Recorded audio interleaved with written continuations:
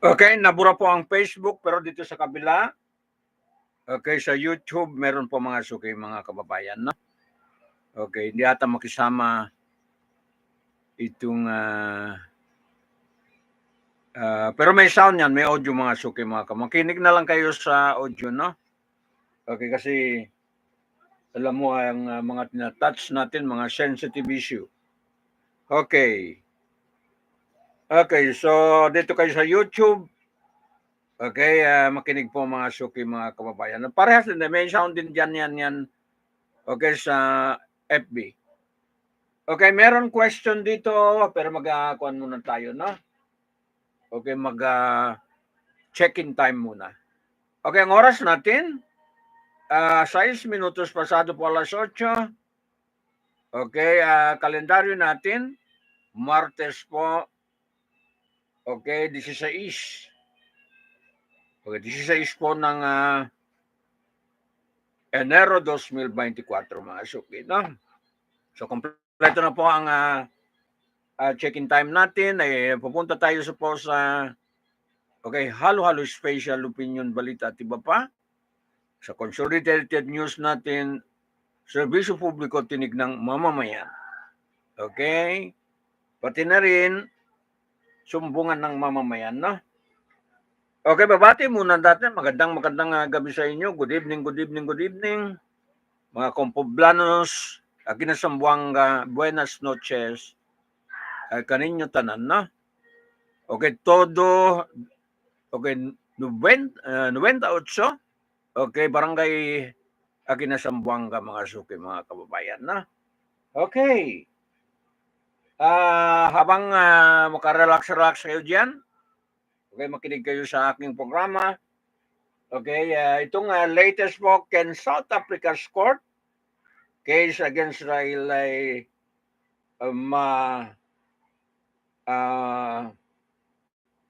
talagang makasuhan po itong okay, si Prime Minister Netanyahu at saka kanyang mga team.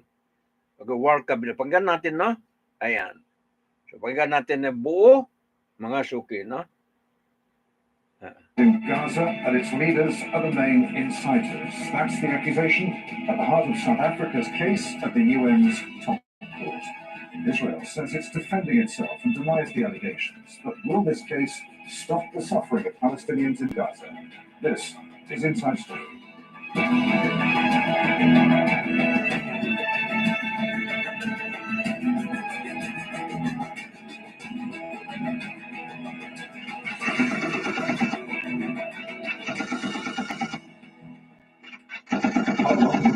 I'm Adrian Finnegan. The eyes of the world are on Israel as it stands accused of genocide in the International Court of Justice at The Hague. It's being forced to answer for its actions in Gaza. Israeli forces... Okay, huwag nyo na tingnan ng mukha ko, no? Kasi sawa na kayo sa mukha ko. Sound na lang. And a blockade is depriving them of basic necessities like food and water. The case was launched by South Africa, and it's calling on the court to issue a provisional order for Israel to halt its military campaign. But did they make a convincing case? And will a decision by the ICJ make any difference? We'll get to our guest in just a moment, but first a report from Fintan Monaghan. Israel stands accused of genocide before the world's highest court. South Africa's legal team told the International Court of Justice about death, displacement, and deprivation in Gaza, and framed it as part of a larger campaign by Israel against the Palestinian people dating back to 1948. This killing is nothing short of destruction of Palestinian life. It is inflicted deliberately. No one is spared, not even newborn babies. The devastation, we submit, is intended to and has laid waste to Gaza beyond any acceptable legal, let alone humane, justification. Proving the case for genocide will require establishing intent. Here, South Africa pointed to statements from top Israeli officials. We are imposing a complete siege on Gaza. There will be no electricity, no food, no water, no fuel. Everything will be closed. We are fighting against human animals, and we are acting accordingly. Lawyers for South Africa said statements dehumanizing Palestinians and calling for their death and displacement speak for themselves. What state would admit to a genocidal intent? Yet, the distinctive feature of this case has not been the silence as such, but the reiteration and repetition of genocidal speech throughout every sphere of state in Israel. Israel is defending itself in court, claiming its actions are self-defense and justified under the circumstances. The applicant has regrettably put before the court a profoundly distorted factual and legal picture. The entirety of its case hinges on a deliberately curated, decontextualized, and manipulative description of the reality of current hostilities. Israeli Prime Minister Benjamin Netanyahu has already condemned the proceedings. We fight terrorists and we fight lies.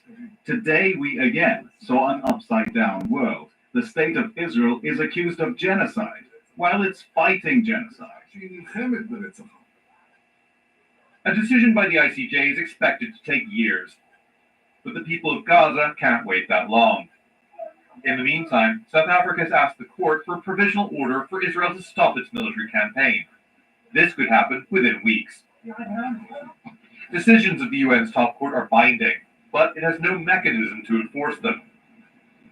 For now, Israel is being forced to answer for its actions in front of the world. And regardless of any decision by the court, the proceeding is likely to have an impact in the court of public opinion. Vincent Mullihan, Al Jazeera for Inside Story.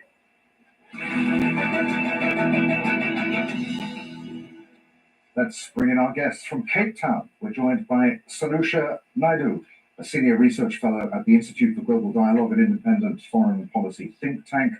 In the US state of Colorado is Wadi Said, a professor of law and Dean's Faculty Fellow at the University of Colorado School of Law. And in London, Nima Sultani, reader in public law at the School of Oriental and African Studies at the University of London. A warm welcome to you all. We'll look in depth at Israel's response on Saturday's Inside Story. In the meantime, Nima, were South Africa's arguments enough to persuade the court to issue a provisional order for Israel to stop its war on Gaza? Yeah, I think so. I think the South African lawyers have presented a tightly argued and a very compelling, in terms of facts and law, case for the issuing of provisional measures. We need to remember that the threshold required in the stage of provisional measures is different than the stage of the merits. So at this particular stage, South Africa is not required to show that all of Israel's actions and all of the Israelis' statements are necessarily genocidal. All they need to show is that these actions and these statements are capable of falling within the genocide convention, that there is a possible interpretation that these are genocidal, and therefore there is a risk of genocide. The provisional measures stage is a stage in which the court issues a temporary injunction in order to prevent further risk of genocide. And there's a plausible case that this risk exists, in order to allow further deliberation that might take years in the middle stage. But you can't wait for the full determination that might take years for the possibly genocidal campaign to continue. So I think the South African delegation pointed to two main elements. On the one hand, that Israel's conduct shows the pattern of conduct shows genocidal intent, as well as explicit statements by different levels of Israeli policymakers, army generals, and even soldiers that show, again, genocidal intent. And the combination of these two factors, as well as the fact that they showed that there's an urgency in terms of issuing these provisional measures, and that the lack of issuing provisional measures will lead to grave and appalling consequences. So if we look at the lower threshold required in the provisional measures stage, if we look at the previous case law by the International Court of Justice, such as the cases of the Gambia versus Myanmar in particular, it is highly likely that the court will issue some provisional measures as requested by South Africa. Let's bring in Waddy then. Given the time it takes for the ICJ to reach a verdict, is pursuing the legal route as South Africa has done actually worthwhile? I certainly think so, because if you think about the desperation of the situation on the ground and what the people of Gaza are going through, any and all means are, I think, of profound import at this time, simply for showing, I think the idea of establishing a record and back burner or shied away from. In a sense, the genie is out of the bottle now for many people, for many countries to start thinking about how they go forward on this. Nina, how important was historical context to South Africa's case? Well, on one hand, in terms of the influence on public opinion, I think the very submission by South Africa and then the performance in the hearing yesterday had a significant impact on public opinion. First of all, this is the first time in which the perspective that is sympathetic to the Palestinians, that tells the story of Gaza in the last 3 months and the attack on the Palestinian people in a way that goes beyond the propaganda and obfuscation and details the harrowing facts and the details of the suffering that has been inflicted on the Palestinians in Gaza in the last 3 months, in a very compelling manner, in a very comprehensive manner, in a way that disrupts dominant narratives that we have heard in the dominant media, and especially in the West and Western governments in particular. So one narrative that has been powerfully disrupted by the submission and the oral presentation at the hearing yesterday is the idea that this is violence outside context, that this is an attack of an external nature in which Palestinians have crossed a sovereign border.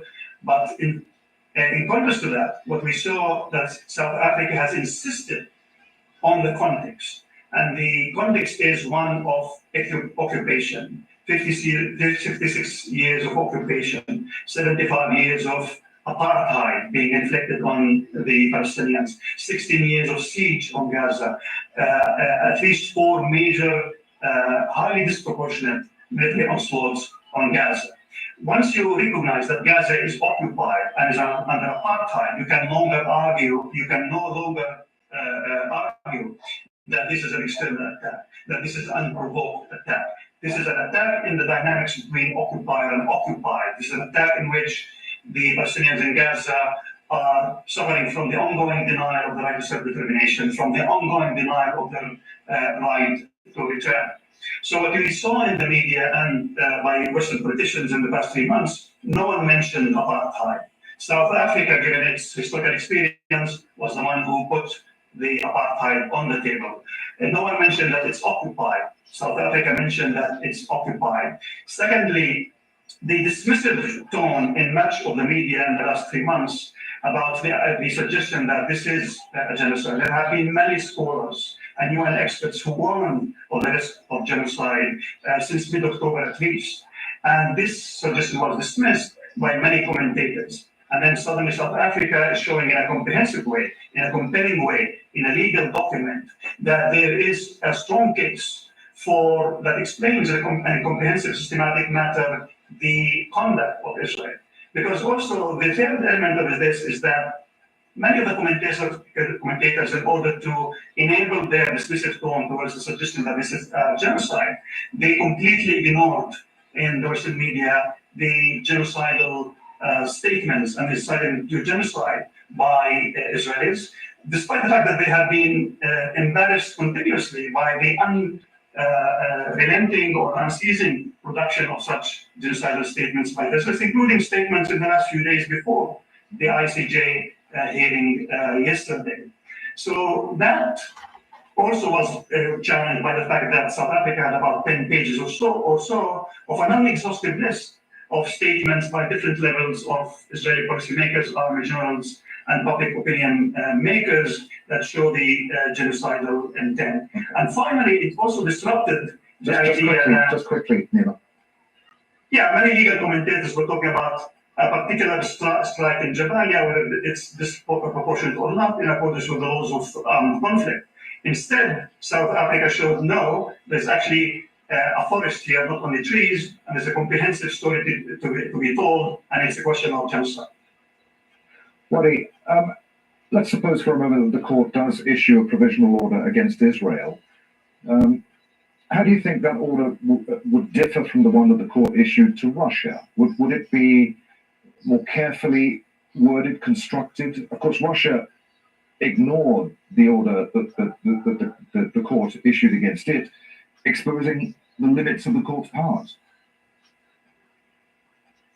Again, I think that the focus on, I mean, if we go and we look at the fact that the Palestinians have been denied the opportunity in much of the Western media and much of the coverage of this issue, and that, you know, that sort of denial of an access to the narrative, or denial of that narrative as it is among Western countries, the United States, etc., to even hear the Palestinian narrative, to even recognize the wider context, as opposed to just focusing on individual incidents.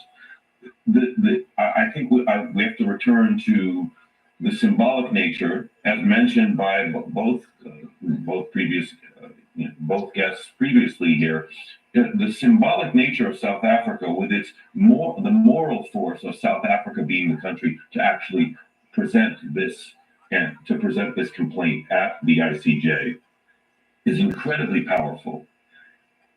In addition, the idea that the World Court doesn't have the enforcement mechanism, or that it might be ignored. I mean, that's part and parcel of this whole exercise. I mean, remember in 2004, the same body issued an overwhelmingly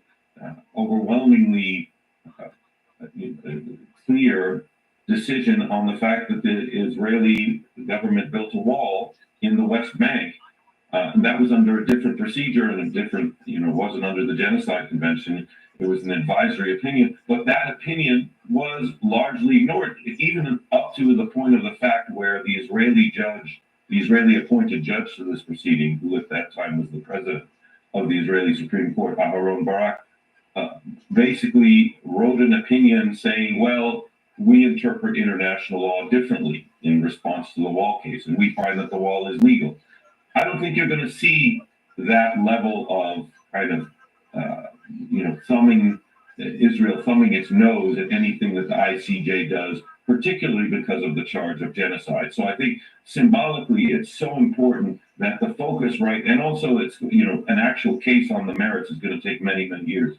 So the focus on any type of action here is important for sure, but I think it doesn't tell the whole story of the symbolic nature of this and the fact that there could be actual consequences going forward. Will it actually stop the bombardment? I don't have many hopes about that.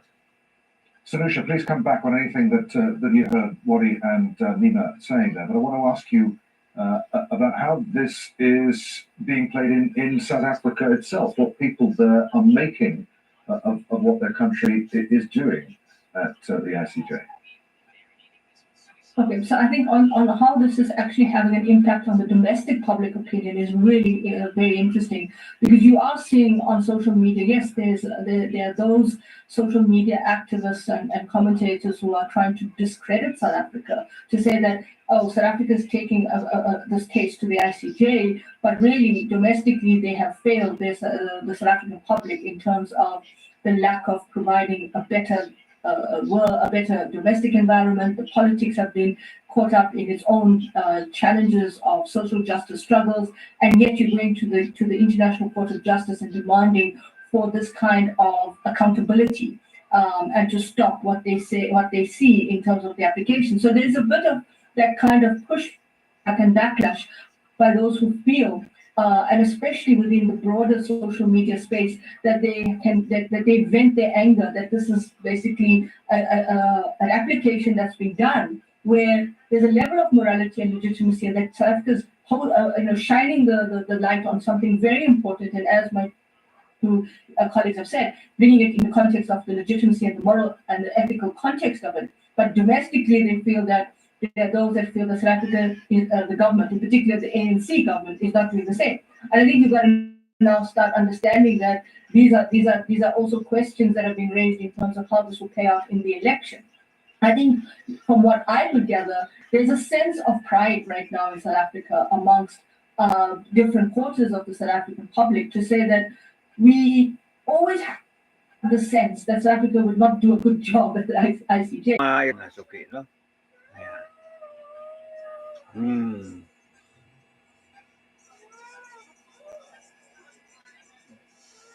Mga powerful po actor dito po masok yung nangyari ito, no? Hindi mga ordinaryong okay, actor. Hindi po mga ordinary.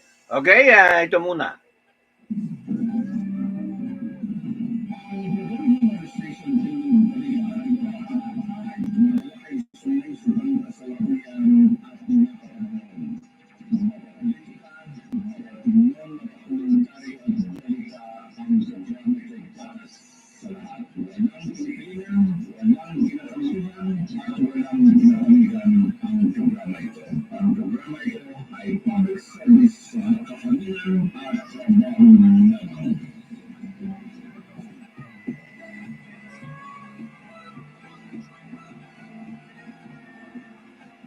Okay, at oras natin, 37 minutos pasado po alas 8 na po sa gabing ito, no?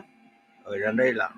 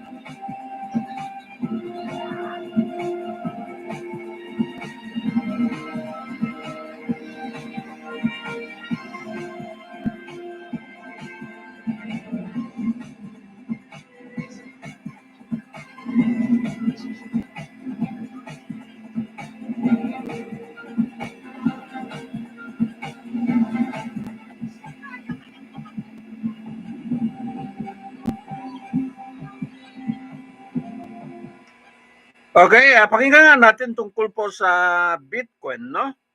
Okay, itong Mr. Irfan mga suki, no? Yung bankers po ng eksperto po sa Islamic Bank mga kababayan, no? Sa Islamic Finance, Islamic Banking, at saka ekonomiya po ng Muslim Islamic economy mga suki. Pakinggan natin ito. Ayan. Para mag-aral din tayo. Your worst talks, you know who to blame. I often deliver a variant of this lecture to three different types of groups. The first is bankers and practitioners. The second is university students like yourselves, and the third is teenagers. And of those, I think teenagers and the university students are much more interesting to talk to than bankers and practitioners. And you will discover Female during the course of voice. this talk, I hope, why Male bankers and voice. practitioners really are carrying so much Lowly baggage voice. that it's virtually impossible Monster for them voice. to change the way they think anymore. So I remember when I ran a university Islamic society many years ago, we invited an Islamic bank to talk to us about Islamic finance. And the bankers wore sharp suits and they, spoke a jargon that I didn't understand. I didn't understand a word of it, nor did I care. To me, finance, I was a science student. To me, finance and economics were irrelevant to my life. These peddlers of jargon just didn't connect with me at all. So I think they missed a perfect opportunity to explain and influence a group of bright young people who potentially could have done some very, very interesting things with their lives. What it is that they were doing and what it was to live and work in a halal, ethical, and just economy. The reason was they simply didn't understand their work well enough, their subject matter well enough.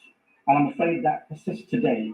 Islamic bankers and Islamic financiers, one of the things before I came here, I was asked, would you do a talk on Islamic finance? We can talk about student loans, are mortgages halal, and Islamic banking halal. And I said, yeah, but it's kind of boring. And there's a whole bunch of people out there who can talk about this stuff. But actually, I think there's a much more fundamental question that we need to address, which is there a better system than the one we've been given, better economic and monetary system than the one we've been given? Also, when I was a university student running an ISOP, we invited another group. It was a group called Murabitun. I don't know if you're familiar with them. They advocated the return of a gold standard. In fact, the return of gold as a global currency. And again, I didn't really understand what it was they were saying. They didn't explain it in a language that I understood. So if at any time I haven't managed to explain to you why we should have a particular monetary standard and why it's important to all of our lives, not just if we're studying English or physics or medicine or maths, but for all of us, if I haven't got that message over, please pull me up at the end and make me explain it again, because that is what I'm here to do. So the other thing I remember from the speech by the Munawwar was when one of my friends who was a second year PPE student, so studying economics, he asked a question, very basic question. Any economists in the audience, by the way, just a show of hands if there are any? No economists. Yes, good. Management, anyone? Okay, that's interesting. He asked a very standard economics question. He asked, what about the time value of money? It doesn't matter what that actually means, but it was a very standard question, and it should have been responded to in a respectful way. And she was very rude with how she responded. In fact, she made an anti-Semitic slur in responding to him. So once again, I felt that the people who had come to explain to us a fundamental aspect of our lives that changes society for the better had failed to get that point across. And if I fail to do that today, please, again, I say it again, please pull me up. So one of the worries that I have about economics and finance is that people tend to think that these things are reserved for bankers and economists, and they dress up what they say in jargon. They obfuscate what it is they're trying to say. They don't try and tell us what they're saying, they obfuscate it. They disguise what they're saying. And we end up assuming that these gatekeepers to modern finance must know better than us. But that isn't the case, because what I hope to show you today is that economics is not a science. It's actually, in modern terms, modern neoclassical economics is a dogma. It's not rational. It's based on false models. And I'm going to keep using the phrase, it's priests speaking Latin. And I'm going to come into that later. So, in my view, the economy today is broken. Modern capitalism is a broken system. What is it about the Islamic economic model that is a fairer and more just system? Okay, so let's talk about money. What is money? Well, there are a couple of ways we can look at it. First of all, I tend to look at what heterodox economists, not orthodox economists, are saying, and indeed what anthropologists say about this. Most people will agree that money should be a medium of exchange. It has no value by itself. It's used to measure the value of other things, the real economy, real goods and services, right? Now, some people, some anthropologists, there's a guy called David Gregg who passed away recently, he wrote a book, Debt First 5,000 Years. Many people who are involved in my line of work tend to disregard what a guy like David Gregg said on this subject. He contended that money originates as debt. most economists will say money originates as barter, right?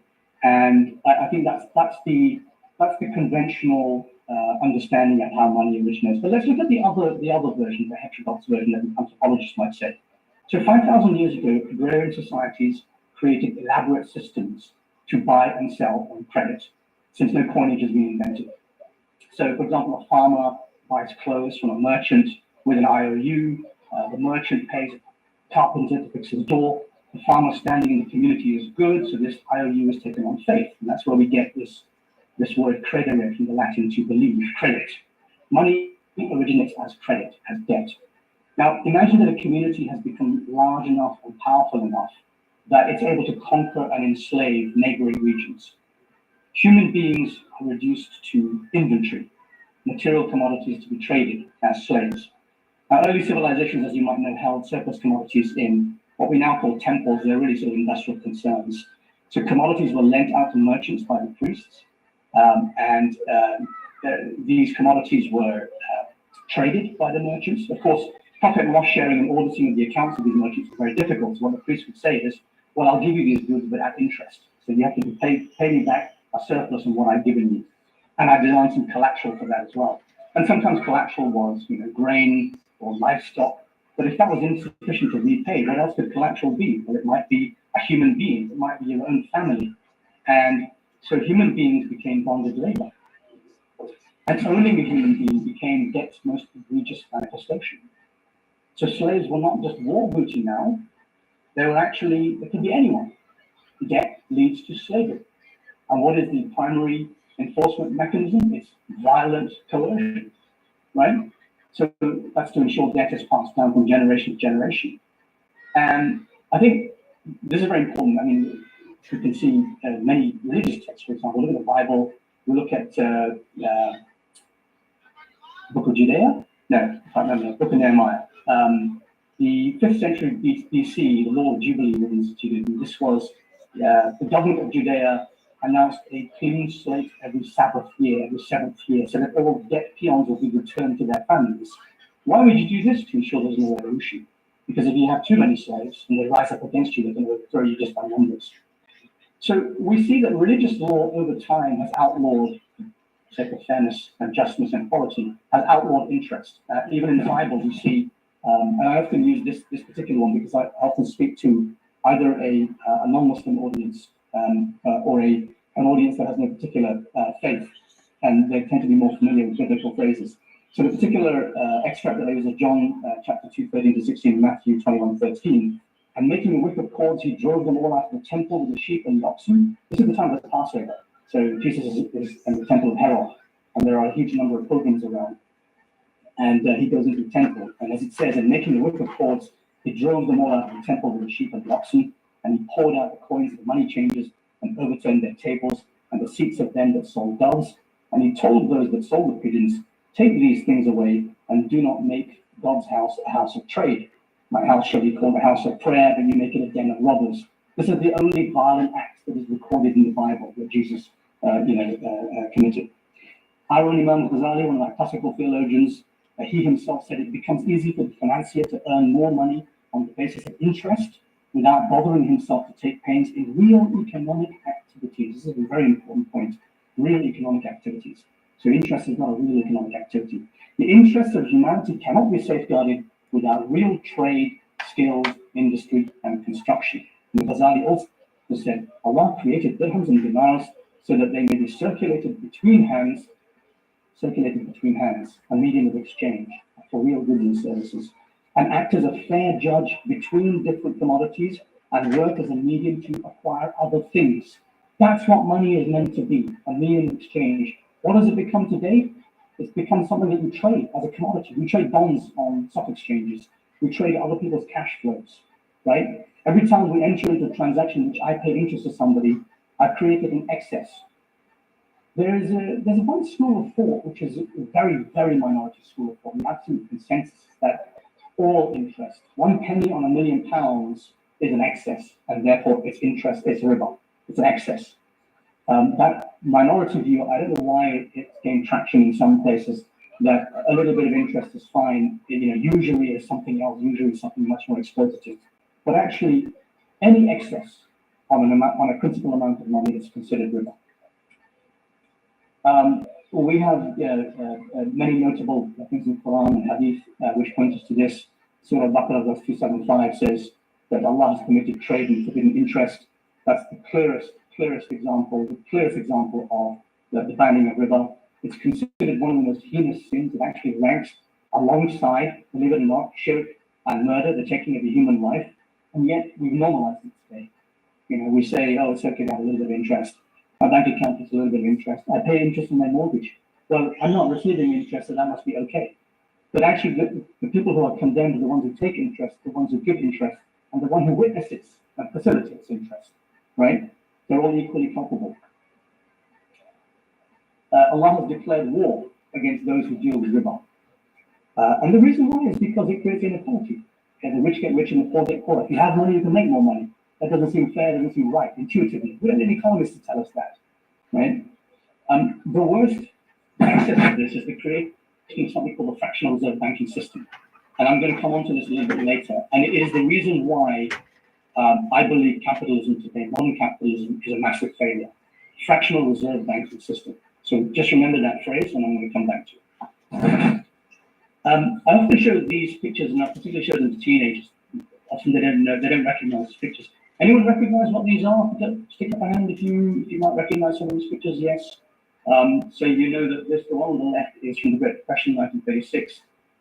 That is a very famous picture taken by a photojournalist who stopped by the side of the road in California and photographed a group of pea pickers who obviously were left destitute by the Great Depression.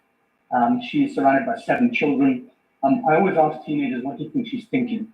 Clearly this is somebody who doesn't know where her next meal is coming from. It's a very, very famous depiction of the Great Depression. The one in the middle is 1993. It was taken by a Pulitzer Prize-winning photojournalist, Kevin Carter, who committed suicide very shortly after taking this picture.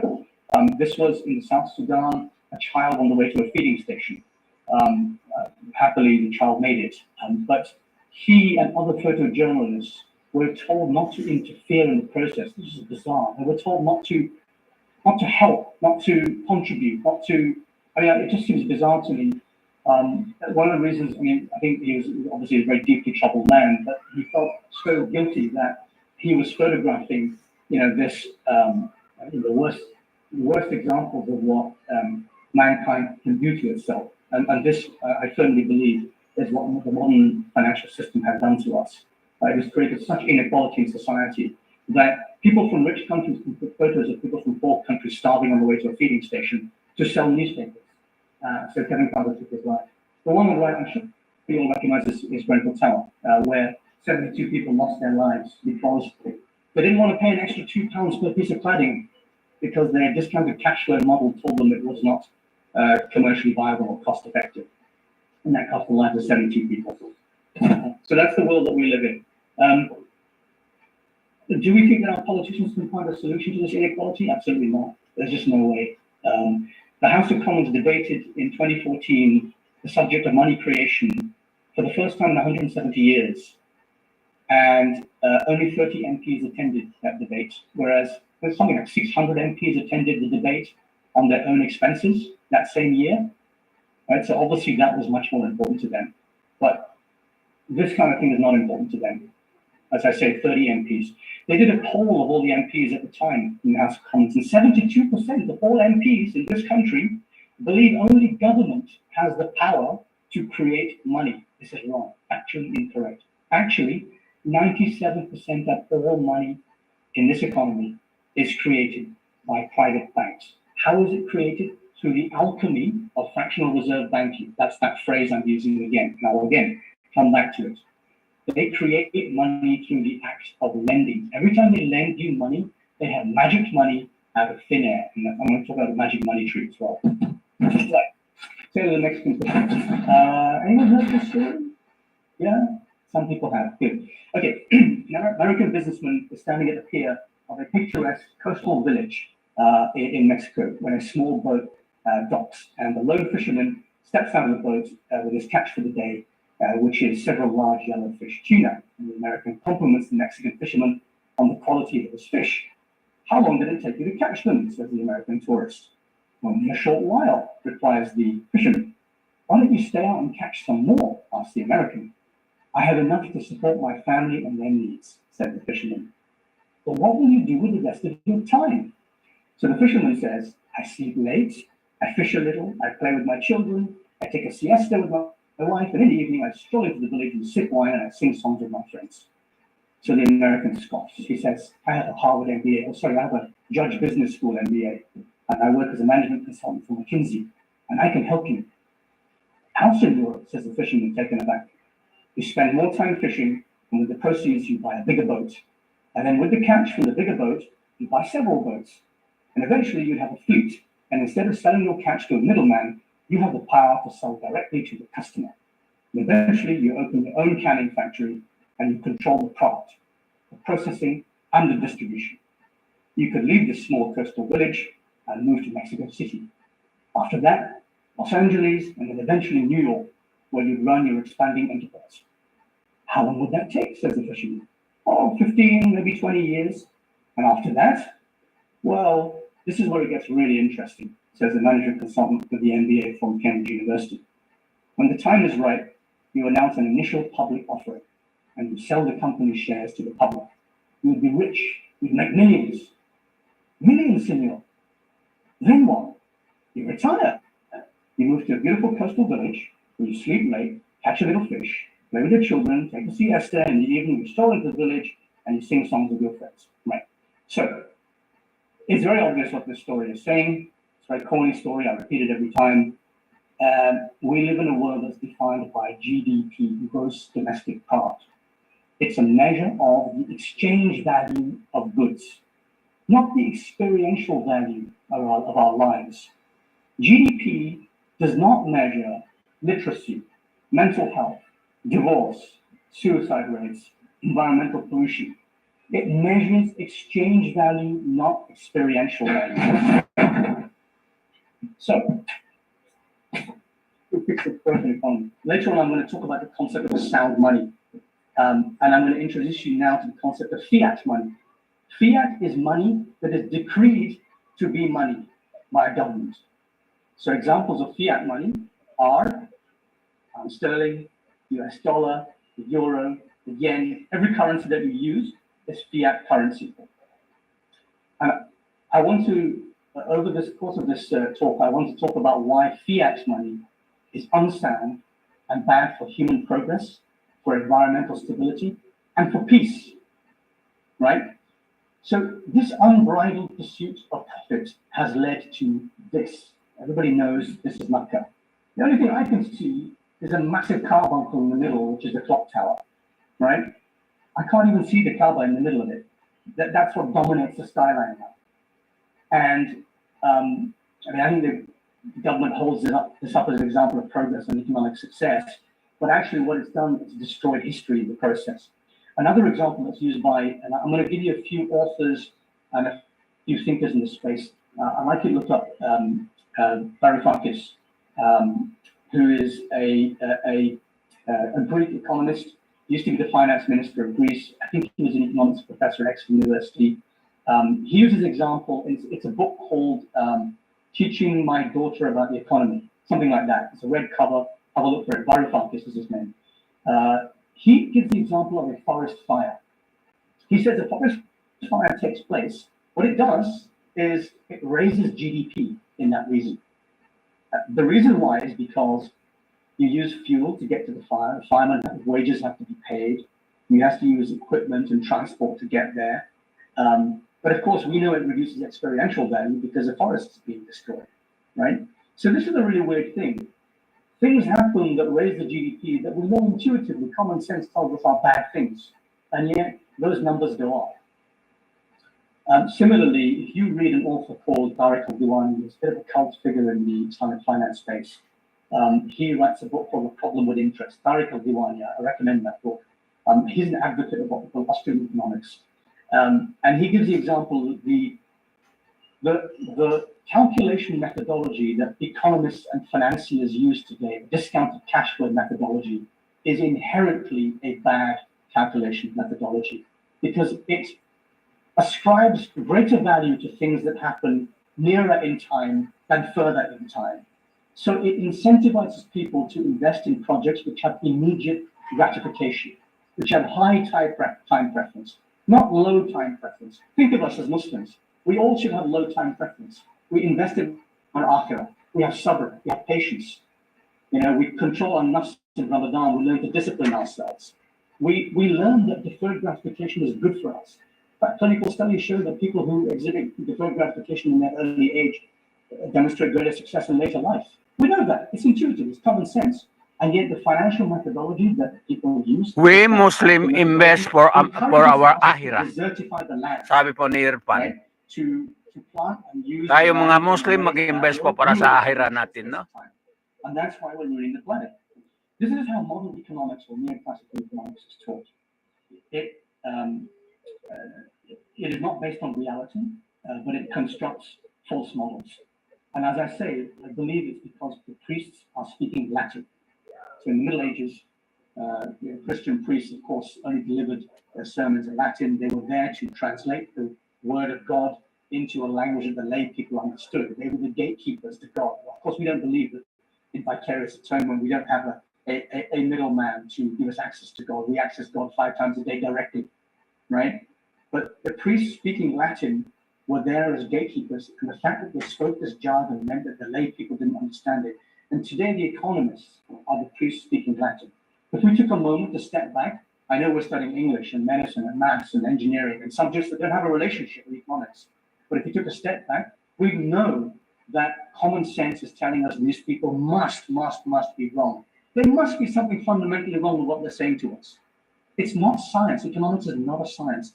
I often use the example of something called Saifuddin Amus. I recommend the book that is written for the Bitcoin Standard. Saifuddin describes the fiat business model. Remember this phrase, fiat money? Fiat money is money that is decreed to be money by government, so the dollar, the pound, and so on. The fiat business model is as follows. Number 1, find anything to sell, even or preferably at a loss. Number 2, borrow from the Fed or a central bank at 2% at a very low interest rate. Number 3, give a credit card to customers at 20%. Right? That's what banks do. Number 4, people are in debt for stupid things they don't need, but it's okay because money loses value anyway through inflation.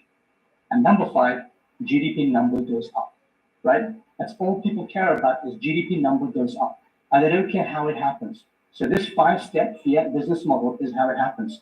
Now, what I've just described to you, I hope you're all sitting there thinking, that's just stupid. That's reality. That's how the business model works today. That's how businesses operate today. What's happened is empirical and statistical analysis of economic history has been excluded from university curriculum. So economic reality is not a part of the syllabus anymore. This lobbying by big corporates who fund these schools, who fund MBA schools, is a sort of selective amnesia, right? It's great swathes of economic history have been ignored because the interests of big corporate don't accord with them. So it's a dogma that is taught that celebrates big corporate and this fiat business model, not criticizes them. It's something we refer to as the Chicago School of Economics. It advocates the financialization of the economy, right? So if any of you studied the 2008 financial crisis, that occurred because of the financialization of the economy. There was more debt and more financial services. So we've created a market society as a joyless place which measures exchange value and not experiential value. The innovation and inventiveness of society has decreased. There's no clearer demonstration to me of this than the vacuous culture of TikTok houses and pop culture influencers. People who aren't really adding anything to society. I know it's fun, right? So I see people smiling. I'm sure you enjoy TikTok. But it's not really adding anything beneficial to society. I think it's sort of collective stupidity that we are encouraging in society. We're encouraged to be stupid. We make stupid decisions. We elect stupid leaders, who make stupid decisions. I'm very pleased that you guys in a place like Cambridge, where you have a great role model like Sheikh Abdul Hakim Murad. Like these are people that I think have something solid and something worth looking up to. Okay, so I'm sure you guys are familiar with the picture on the right. You guys recognize it? People nodding. Eye of Sauron from Lord of the Rings. I find it uncanny how that clock tower in Mecca is so similar to the Eye of Sauron. By the way, I have a confession to make, and I always feel bad whenever I say this, but I'm afraid I have a hand to play in the construction of those towers on the left. That tower on the right, just behind, I financed that one. The very first sukuk, which I did at Deutsche Bank, which was a Sharia-compliant bond to finance the construction of that tower. I didn't realize at the time, when I was a junior banker, the hand that I had in participating in the wholesale destruction of our own heritage, because mountains were detonating into billions of pebbles. There was devastation of the surrounding area. And, for the government, this was about dragging Mecca into the modern era. But in reality, it was an example of how modern notions of financial success lead to what some would argue is an act of evil, right? We destroyed history in this process. Now the clock tower dominates Mecca, not the Kaaba.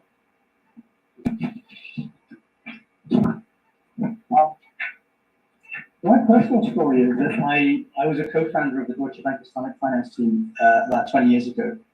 And at one time, it was possible to have technically excellent Muslims who were ideologically aligned, who believed in the Islamic economic model, who were doing extraordinary things, and still be highly profitable within an organization like an investment bank.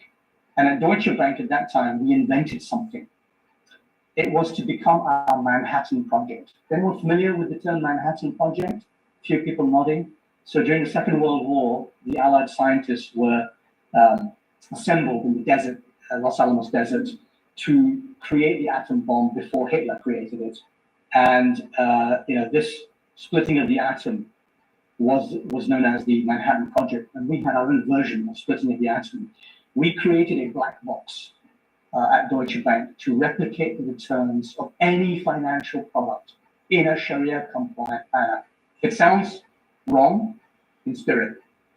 Technically, contractually, it adhered to fiqh al-mu'amalat, the jurisprudence of commercial and financial transactions in Sharia.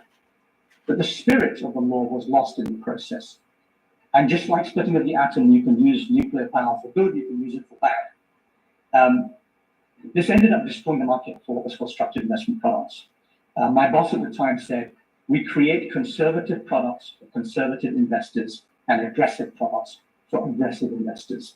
That's the worst thing you could say to people who want to invest on an ethical basis in a way that aligns with their faith. The worst thing you could say is, hey, however Sharia compliant you want to be, I'll go whatever you want, right? It's called fatwa shopping. You go around looking for the fatwa that will give credence and credibility to the financial product that you're selling. There was a big spat in industry. One of the scholars accused the scholar who had architected our deal as having created the doomsday fatwa. And I think he was right. There are many parallels in medieval Christian financing. The church had originally banned usury.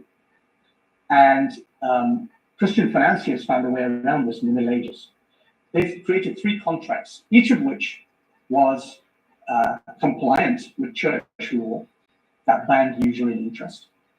But when you put the 3 together, and it became contractum trinius, 3 contracts together, it created the effect of a loan with interest. And the church said, well, each of these contracts is compliant on its own, so I guess it's okay. And of course, today, the church is not even interested in that subject anymore. By 1917, the Vatican itself was investing in interest-bearing bonds. I think that Islamic banks are doing the same thing today. We have created our own contractum trinius. So whilst I still use Islamic banks for my services, because I think it's better than using conventional banks, unfortunately, I feel that Islamic banks are not the future of the Islamic economic model.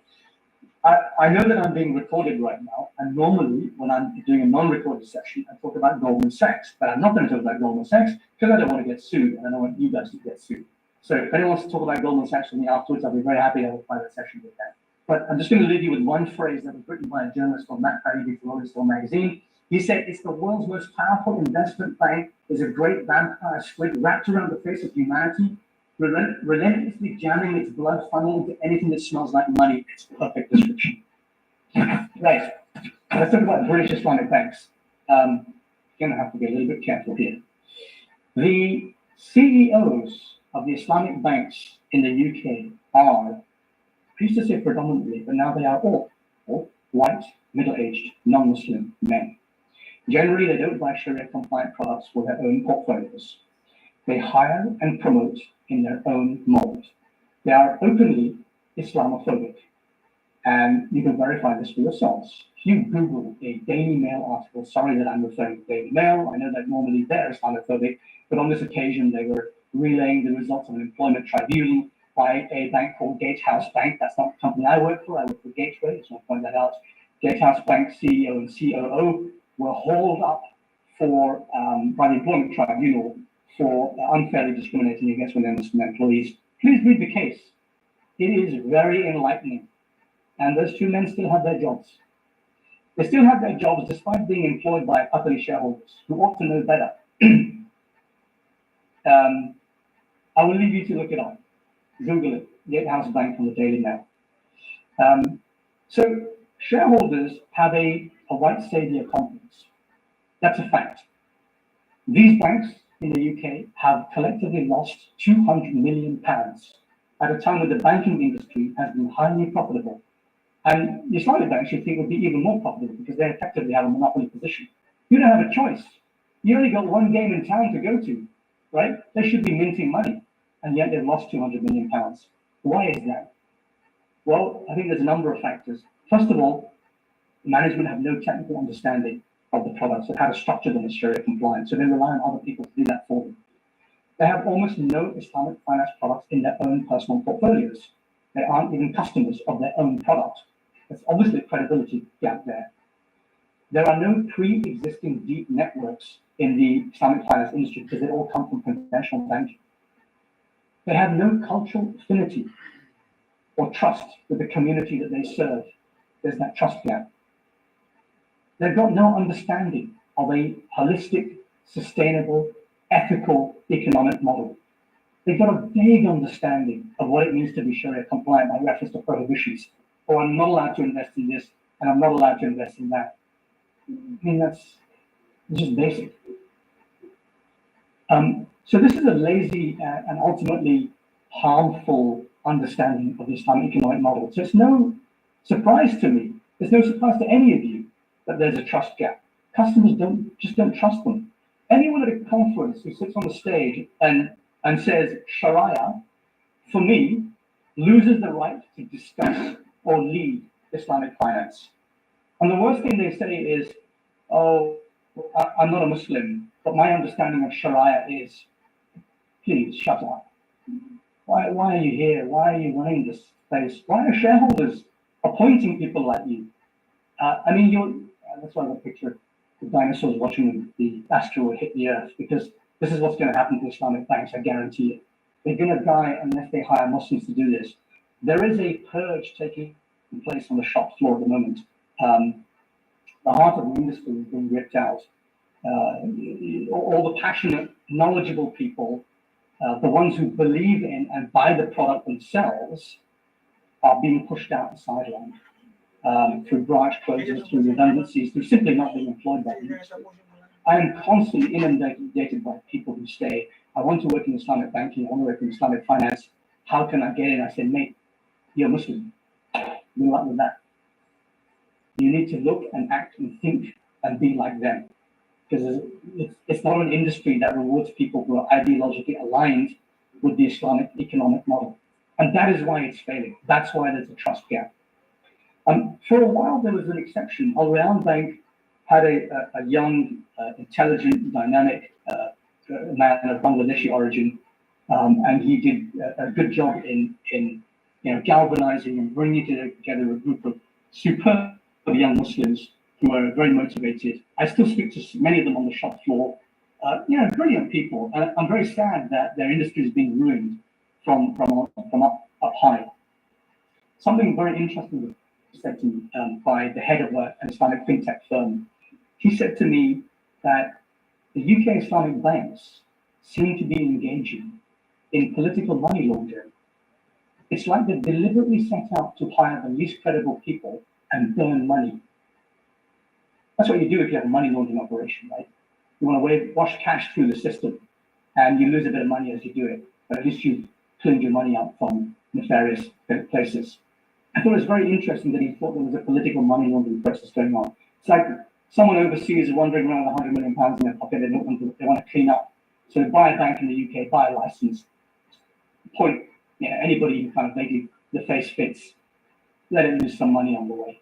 They don't really care what happens. They don't care about the customer. They don't care about the employees. They don't care about the other stakeholders. They don't care about the ideological vision.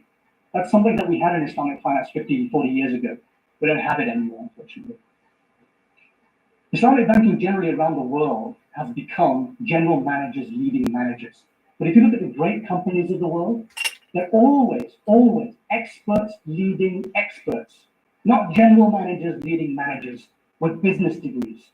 Have you ever heard of a car company that was founded by a non-engineer? Names like Honda and Mercedes-Benz, Porsche. Engineers founded these companies. Do you know any car manufacturer that employs no engineers to build engines and chassis? Is there a single car company that does that? That doesn't have experts who actually build the product? I'll tell you, in the UK, I would be hard pressed to find a single individual who is capable of building new financial products. It doesn't exist, and that's why the product's not being given to the customers in the way the customers want them. Let me be clear. I don't necessarily think the products themselves are not halal. I know there's a lot of people in this industry. I have a good friend of mine in the industry, Dr. Safar Alam, if you want to follow him on social media. I think he speaks a lot of sense. I have great respect for his views. He's distanced himself from the Islamic banking industry.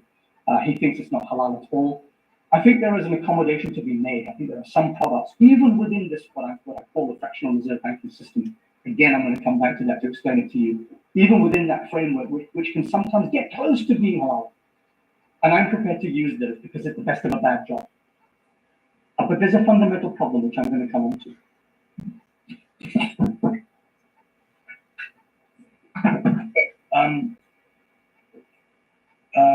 Are you guys familiar with the phrase fintech, financial technology?